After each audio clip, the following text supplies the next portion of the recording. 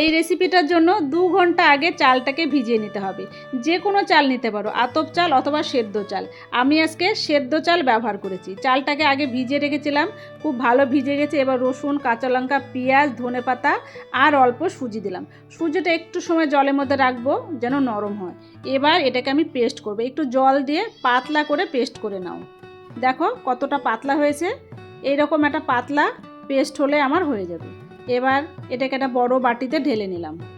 সবগুলো আমার পেস্ট করা হয়ে গেল। এবার একটা হাতা দিয়ে ওপর নিচ করে ভালো করে ফেটিয়ে নিব অনেকটা সময়। তারপরে দিয়ে দেবো পরিমাণ মতন লবণ আর 1 চিমটি খাওয়ার সোডা। এবার এটাকে আবারও খুব সুন্দর করে মিশিয়ে নিলাম। ফ্রাইং প্যানে দিয়ে দেবো তেল, নামমাত্র তেল দেব, খুব বেশি তেল দেওয়ার দরকার নেই। 2 হাতা ব্যাটার চালিয়ে গোল গোল করে ছড়িয়ে দেব। যেমনই হোক হতে থাক, তুমি এইভাবে বানাতে থাকো। এবার যখন দেখবে ওপরটা একদম ড্রাই হয়ে গেছে তখন এটাকে উল্টাতে যাবে। তার আগে কিন্তু তাড়াহুড়া করতে যাবে না, সুন্দরভাবে উল্টে যাবে। দুদিকটা খুব ভালো করে সেঁকে নেব আস্তে আস্তে। বেশি হিটে না দেওয়াই ভালো, তাহলে পুড়ে যাবে। এইভাবে আমি আরও কয়েকটা ভেজে দেখাচ্ছি। সকাল সকালে চটজলদি খাবারের জন্য, বাচ্চাদের টিফিন দেওয়ার জন্য, হালকা খিদে মিটাতে এই রেসিপিটা একদম পারফেক্ট। একদিন এক বোন দুর্গা আমাকে বলেছিল, দিদি একটা টিফিন রেসিপি শেয়ার করো। তো তার জন্য আজকের এই রেসিপিটা।